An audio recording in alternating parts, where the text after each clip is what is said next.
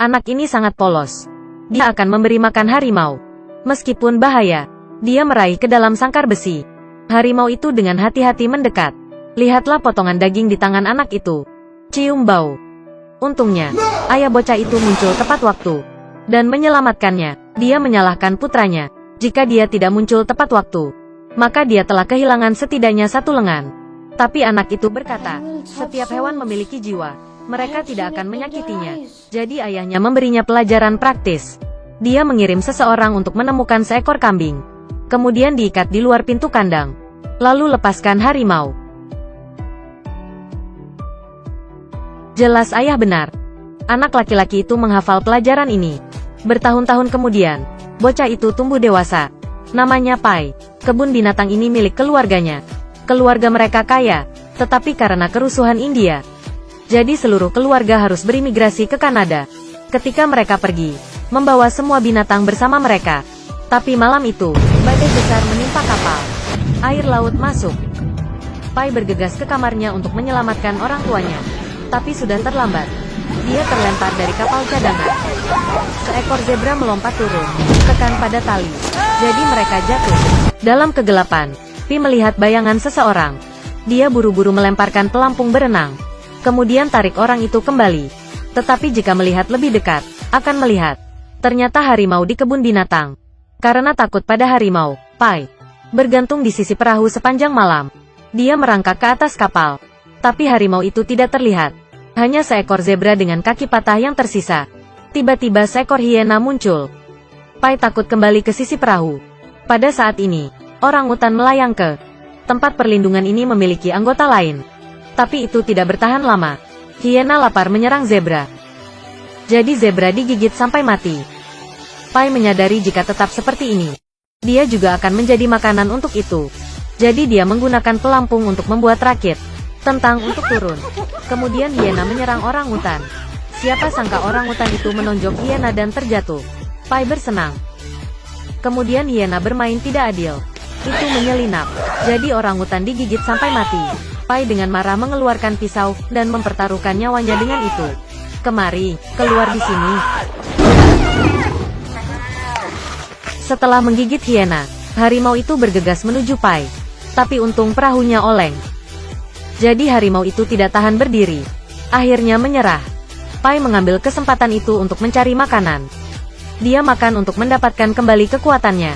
Seekor tikus di dalamnya dapatkan perhatian dia. Pada saat ini, harimau itu bergegas lagi. Di saat mendesak, Pai menangkap tikus dan melemparkannya ke mulutnya. Tikus itu tertelan. Pai mengambil kesempatan untuk melompat dari rakit. Malam itu, harimau memakan zebra. Lalu lihat Pai di kejauhan. Pai gemetar ketakutan. Dia tahu akan mati kalau terus seperti ini. Jadi dia merencanakan sesuai dengan buku tangan penyelamat. Yang pertama adalah untuk menyimpan air hujan. Kemudian gunakan pisau untuk menandai tanggal. Tapi yang paling penting, dia harus menjinakkan harimau ini. Dia membalikkan perahu ke samping. Karena dengan begitu akan lebih bergoyang. Dia menggunakan suara seruling untuk membuat harimau mabuk laut. Setelah mencoba yang tak terhitung jumlahnya, dia melompat ke atas perahu. Lalu berteriak pada harimau, klaim kedaulatan. Dia kencing di atas perahu untuk menandai wilayah. Tapi harimau itu tidak mendengarkan. Itu berbalik dan kencing di wajah Pai. Tidak ada jalan lain. Pai harus memancing untuk memberi makan harimau. Hanya saat harimau kenyang. Hanya dengan begitu dia akan aman. Tapi kekuatan makan harimau lebih besar dari yang dia kira. Kecepatan memancing Pai. Tidak ada waktu untuk memuaskan perutnya. Harimau melihat makanan tepat di depan matanya. Langsung lompat. Tapi Raja Hutan berada di bawah air seolah-olah giginya hilang. Tidak bisa menangkap ikan. Pai hampir menertawai. Kemudian tepat setelah itu, harimau itu berenang menuju Pai. Pai buru-buru melompat ke atas perahu. Dan tarik rakit ke atas. Permukaan perahu licin sehingga tidak bisa dinaiki. Pai mengangkat kapak untuk membunuhnya. Tapi saat melihat ke mata harimau, Anda telah melunak hati. Pai ragu-ragu untuk waktu yang lama. Kemudian malam itu, dia melempar papan. Harimau terselamatkan, dan Pai kembali ke rakit kecilnya. Saat pagi, dia mengantarkan semua makanan, naik rakit sendiri. Pada saat ini, seekor ikan besar masuk ke jaring. Pai mengangkat kapak dan memukulnya. Menyaksikan tubuh ikan berangsur-angsur kehilangan warnanya, dia menangis. Karena ini adalah pertama kalinya dia membunuh Setelah memohon ampun kepada Tuhan, dia melemparkan ikan ke perahu untuk harimau. Malam itu, lautnya anehnya tenang. Ubur-ubur bercahaya yang tak terhitung jumlahnya. Pai sangat gembira dengan adegan ini. Tapi kemudian seekor paus tiba-tiba melompat. Perahu terbalik.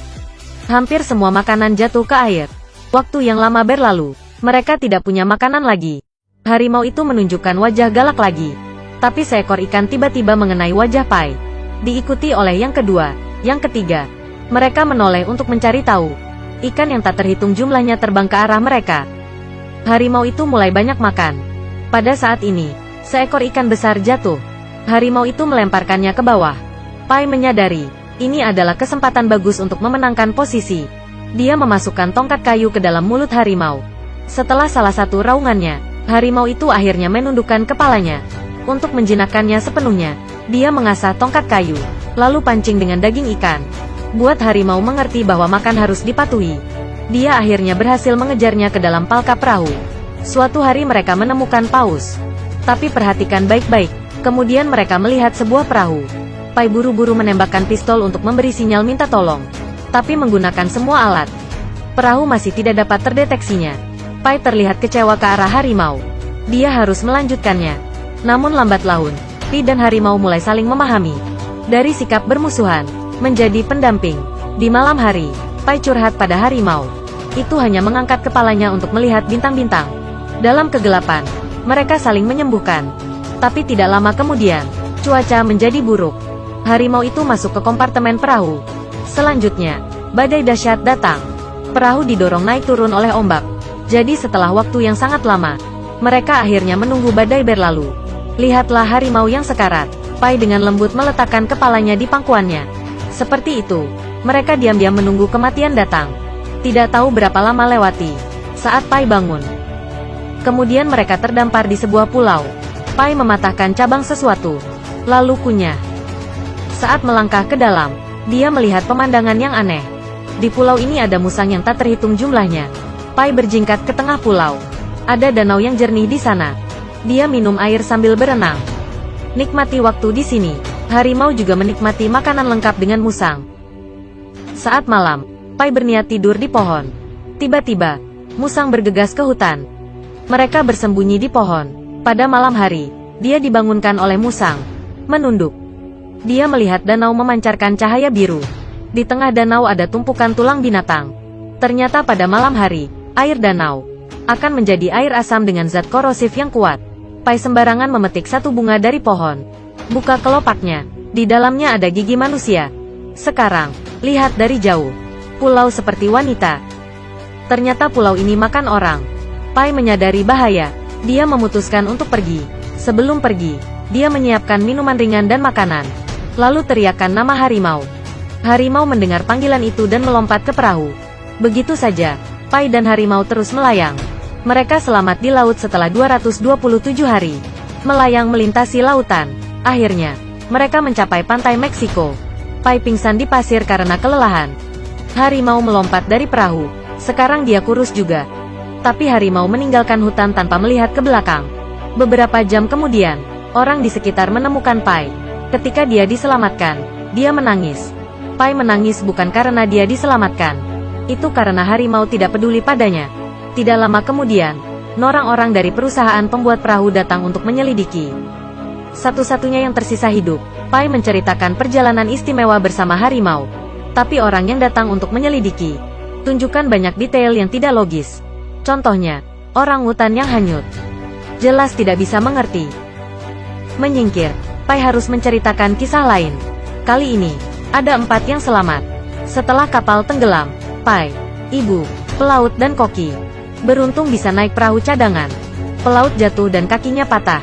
Beberapa hari kemudian, koki yang membunuh pelaut dan berniat memakan orang itu. Ibu Pai melihat ini dan bertengkar dengan koki. Untuk melindungi anaknya, dia dibunuh oleh koki. Koki membuang tubuh ibu Pai ke laut untuk memberi makan hiu. Karena marah, Pai membunuh koki, lalu makan dia. Jadi pelaut itu zebra. Kokinya adalah hiena. Ibu adalah orang hutan yang melindungi Pai. Dan harimau itu adalah Pai. Ketika mereka diselamatkan, harimau itu langsung masuk ke hutan. Itu berarti Pai telah melepaskan ambisi di hatinya. Pilih kejujuran. Bertahun-tahun kemudian, seorang penulis mendekati Pai. Pai menceritakan dua cerita ini kepada orang itu. Setelah mendengarkan, penulis bertanya kepada Pai. Lagi pula, cerita mana yang benar? Pai bertanya balik. Mana cerita yang menurut Anda benar?